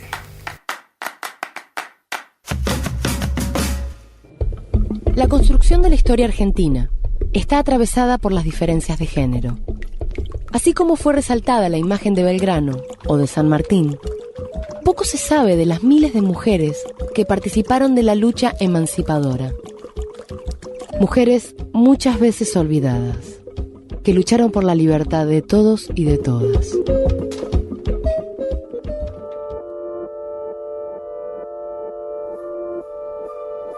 El número de mujeres dedicadas a la ciencia ha crecido exponencialmente en los últimos 30 años. Actualmente no hay impedimentos para su ingreso a las distintas carreras universitarias. Sin embargo, las desigualdades con los hombres aparecen a medida que avanzan en la carrera científica. Durante el siglo XIX y principios del XX, esta situación era mucho peor. No era costumbre que las mujeres ingresaran a las universidades ni siguieran una carrera científica.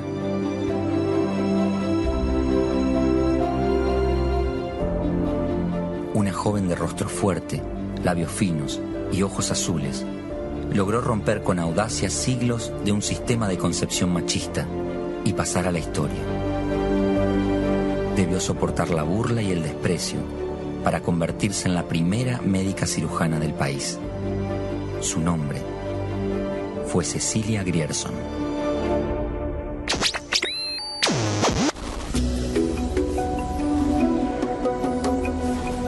Cecilia Grierson nace en Buenos Aires el 22 de noviembre de 1859. Pero la mayor parte de su infancia vive en el campo, en la provincia de Entre Ríos, donde la familia compra tierras.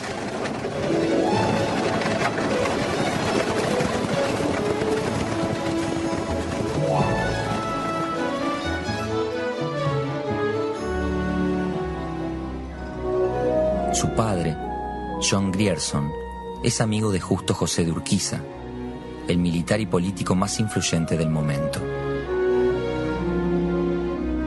Por eso el Palacio de San José es como su segunda casa. Durante esos primeros años, su madre le enseña a leer en inglés, mientras que de su padre aprende las tareas rurales.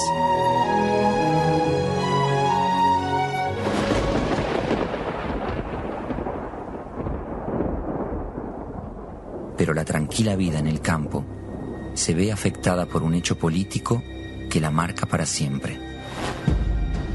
En 1870 se inicia la llamada Revolución de Entre Ríos.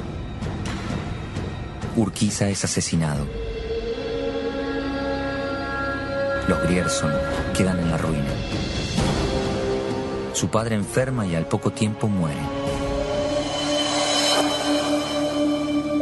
A sus 13 años, Cecilia se hace cargo, junto con su madre, de la economía familiar.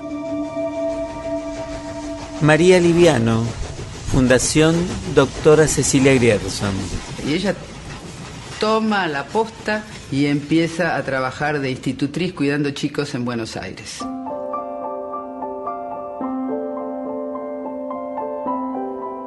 Como era una mujer alta, yo calculo que mediría alrededor de 1,70 m, se alarga la pollera para parecer más grande. Ahora también cuenta que ella, a pesar de que era institutriz, se olvidaba y empezaba a jugar con los chiquitos que cuidaba, porque en el fondo era una niña. Terminada la revolución, Cecilia regresa a su casa, en Entre Ríos, para ayudar a su madre en un nuevo emprendimiento. En la estancia familiar, por pedido del gobernador Echagüe, abren una escuela rural. La nombran a la madre porque era mayor de edad y ella empieza a trabajar de maestra en este colegio y a enseñar a los chicos a leer y escribir, que eran chicos que hacían 5, 6, 8 leguas a caballo para ir a la escuela. La enseñanza sin ser maestra, sin ser nada, para ayudar a su mamá y porque además tenía una profunda vocación docente. Después, más grande, la madre viene a Buenos Aires y ella decide estudiar magisterio. Y eran maestras que, como no había maestras en la Argentina, egresaban con 3 años de preparación. Y ella es de la primera promoción de estas maestras. Las maestras enseñaban de 9 de la mañana a 1 de la tarde, tenían 1 hora de descanso y enseñaban hasta las 5 de la tarde. Todos los días, aún los sábados. Y era una vida muy sacrificada. Por eso ella decide que va a estudiar medicina para tener una vida un poquito más cómoda, con horarios más adecuados.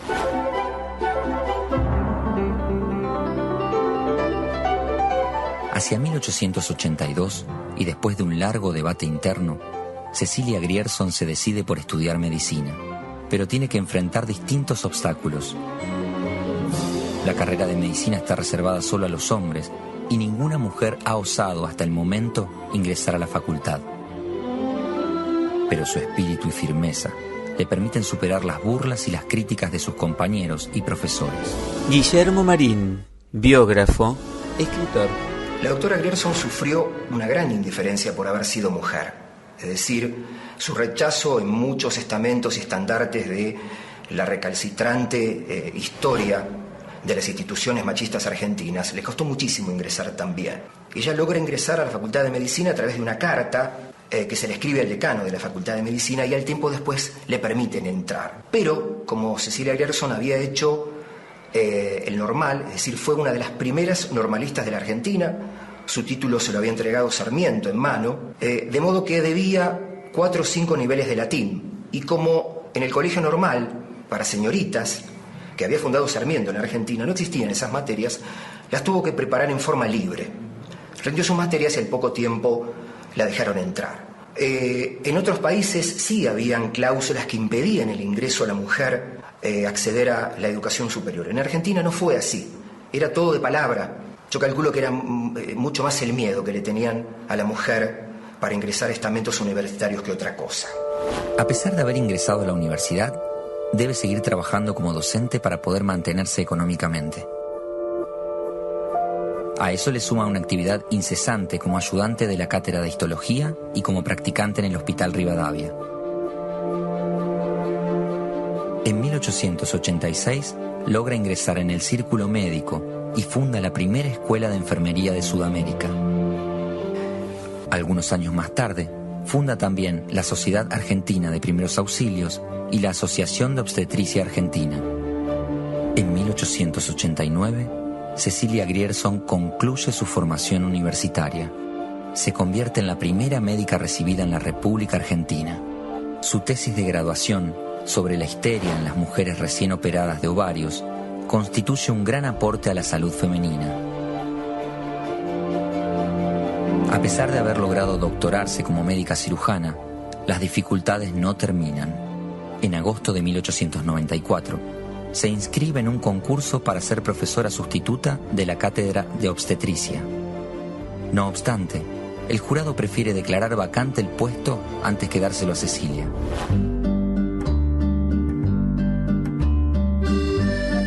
Hacia 1899 realiza su primer viaje a Europa, donde además de perfeccionarse profesionalmente, visita distintos institutos de educación. En ese mismo viaje, representa a sociedades femeninas ante el Consejo Internacional de Mujeres. Por otro lado, el gobierno argentino le encarga el estudio de instituciones de economía doméstica y labores femeninas. En ese mismo viaje, representa a sociedades femeninas ante el Consejo Internacional de Mujeres. También es pionera en el uso de la hipnosis para tratamientos de niños con problemas en el habla. Su lucha por los derechos de la mujer no se limita al campo médico. A su vuelta de Europa, en 1900, funda el Consejo Nacional de Mujeres. En 1910, preside el Congreso Femenino Internacional de la República Argentina. Junto con otras mujeres, proponen una reforma civil y política para terminar con la discriminación en el ámbito educativo y político. Luego de toda una vida de intenso trabajo, se retira. Sus últimos años transcurren alternando largas estadías en su casa de Los Cocos, en la provincia de Córdoba, y Buenos Aires, ya alejada de la vida docente y de la actividad médica. Algunos años después de retirarse, en un acto de homenaje, dice: «He encontrado siempre grandes resistencias en mi camino, y confieso que quizás, a menudo, las he provocado por el placer que me causaba vencerlas. Pero debajo de mi áspero caparazón, mis amistades saben que existe un alma sincera y sentimental, con rasgos casi infantiles».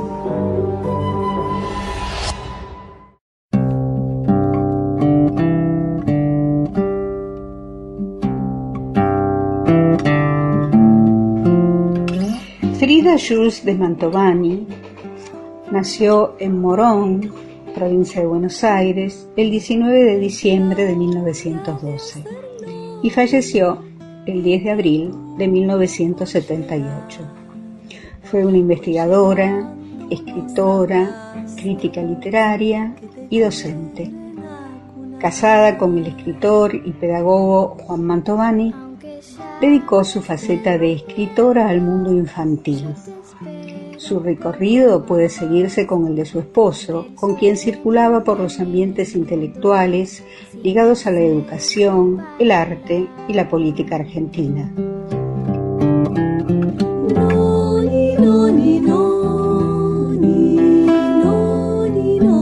Por ejemplo, fueron miembros del jurado en la Universidad Nacional de Córdoba, ante el cual María Luis Cresta de Leguizamón concursó e ingresó como titular de la Cátedra Literatura Hispanoamericana en 1956. Frida desarrolló la mayoría de sus actividades y su producción literaria en la provincia de Buenos Aires, aunque también fue destacada su presencia en Córdoba, si bien no estable, ya que participó activamente en diferentes iniciativas ligadas a la educación y la literatura.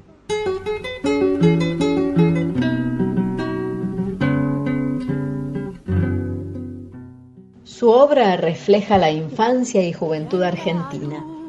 En 1934 publicó Los títeres de Maese Pedro y en 1935 Marioneta. En el 49 escribió El árbol guardavoces, que incluye el autillo sacramental de la Morenica, inspirado en Lope de Vega y en la tradición del teatro religioso clásico español. El hijo de paja, Cuentos para la noche y Mamá Mazapán completan estas publicaciones.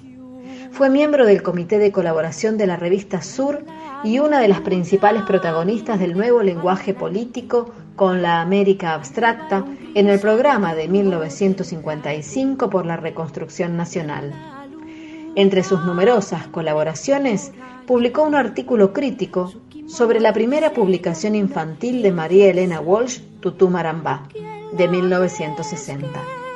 Entre sus ensayos sobre literatura infantil figura una colección sobre escritores predilectos como Jean-Baptiste Basile, Charles Perrault, Hans Christian Andersen, los hermanos Grimm y Julio Verne.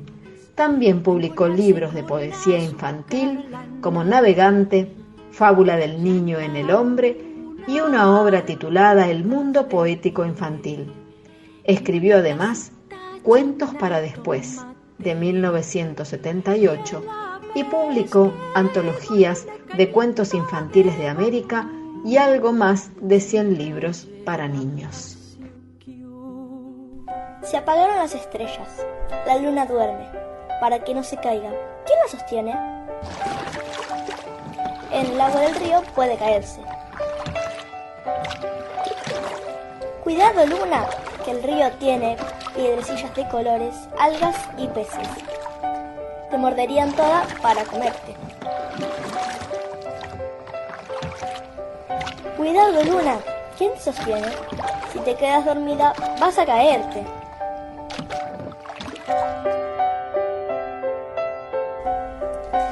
La luna. Frida Schulz de Mantovani.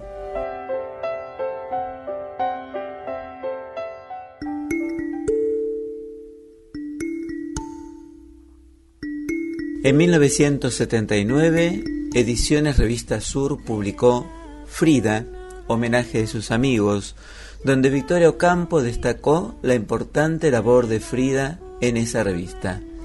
Otros autores que colaboraron en esta publicación fueron Renata Dougiel-Perín, Enrique Anderson Imbert, Bernardo Canal Feijó, Eduardo González Lanuza, Leda Valladares, Carmen Bravo Villasante y Mildred Adams. Frida dirigió la revista para niños Mundo Infantil, de gran difusión en los años 50, y participó en los festivales de Necochea.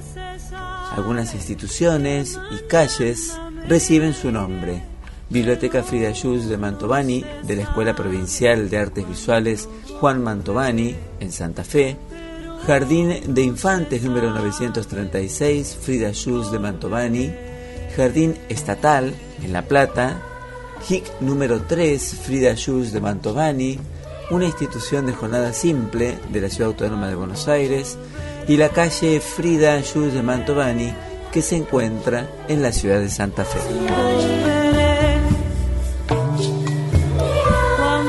Falleció un 10 de abril de 1978.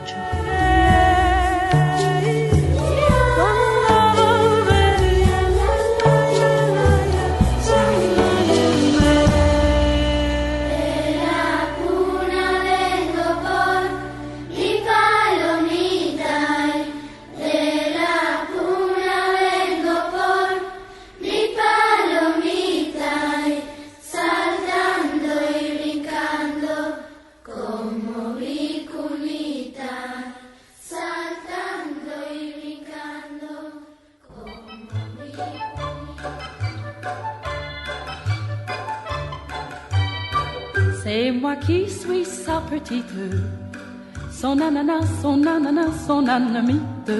Je suis vive, je suis charmante, comme un petit oiseau qui chante.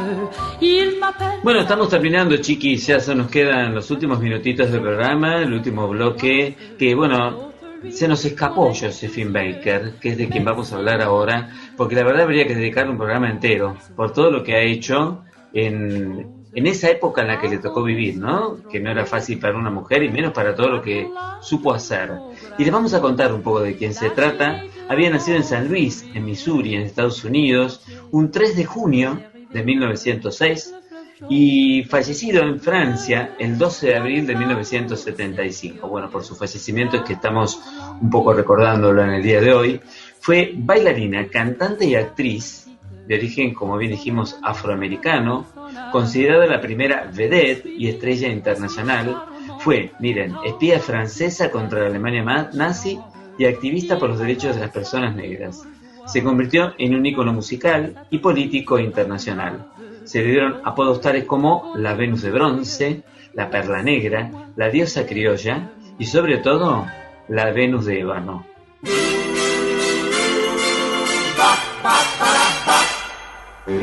Oh, mister, don't touch me tomatoes, please. Don't you touch me tomatoes.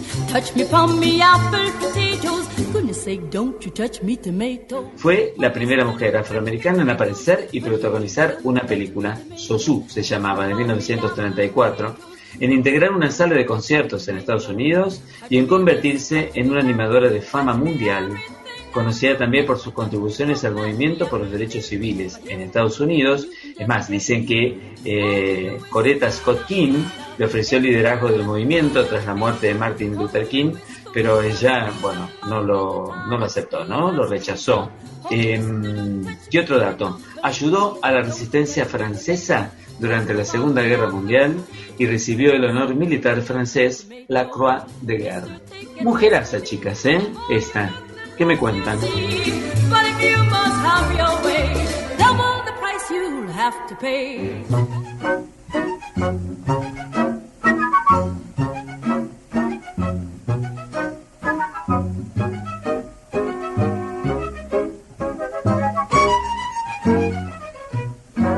Ne me demandez pas si j'aime la Grâce, ne me demandez pas si j'aime Paris. Bueno, vos sabés que para sus oponentes bailaba como un mono. En cambio, para sus grandes admiradores era la gran Nefertiti negra del jazz. Ella no tardó en desarmar a sus detractores con esa personalidad tan carismática, con su talento, su absoluta libertad para la expresión corporal y su espiritualidad también. Sobre los escenarios. Vos sabés que estuvo en la Argentina por lo menos en 2 oportunidades, y allá por 1952 hasta tuvo una entrevista con Perón, en ese momento presidente, y con Carrillo, el ministro de Salud, porque hubo una idea de llevar adelante un proyecto de un instituto para la infancia. Ella trabajó mucho para la infancia desvalida y no pudiendo concebir hijos por una operación que le habían realizado, en un momento de su vida decidió adoptar y llegó a adoptar a 12 niños de distintas religiones, razas, lenguas, en fin.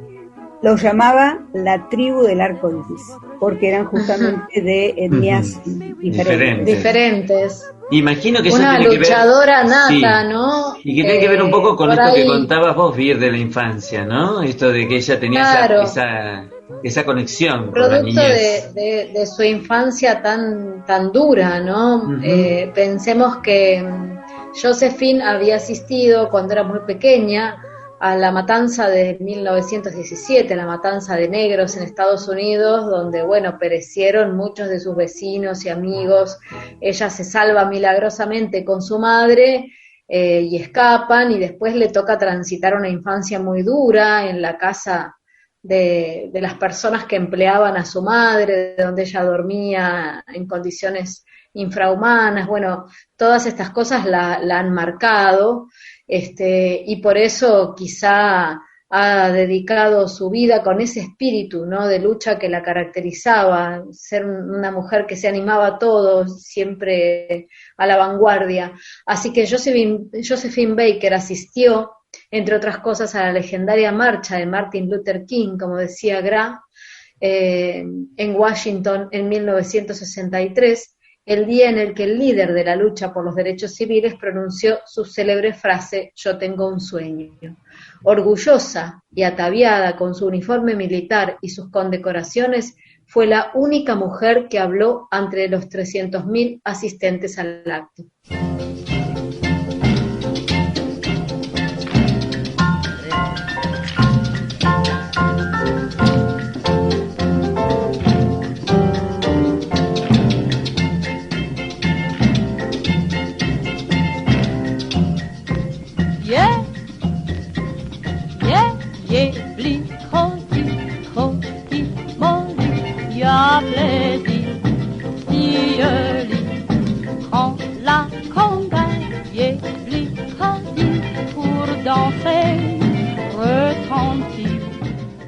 Una mujer gigantesca, Josephine Baker, a la que queremos homenajear en este Dale que Vamos de hoy.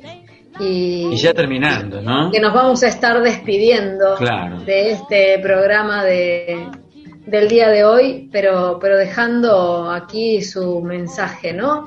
Y su fortaleza para seguir todas enfrentando este mundo que viene, que se las trae, donde seguramente todas vamos a tener que pensar en poner bajo el ala a muchos niños y a muchos desvalidos, como hizo ella en su juventud.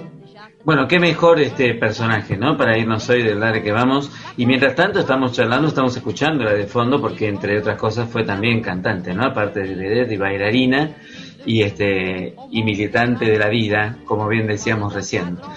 Así que bueno, nos estamos yendo, chiquis. Vamos a despedirnos de nuestra audiencia, como siempre, esperando que se vuelvan a conectar y a engancharse con la radio el próximo jueves, cuando a las 4 de la tarde, de 4 a 6, recuerden, ¿no?, digamos, aquí, desde el micrófono de FM Malvinas y de AM Excelsior, Dale. Dale que vamos.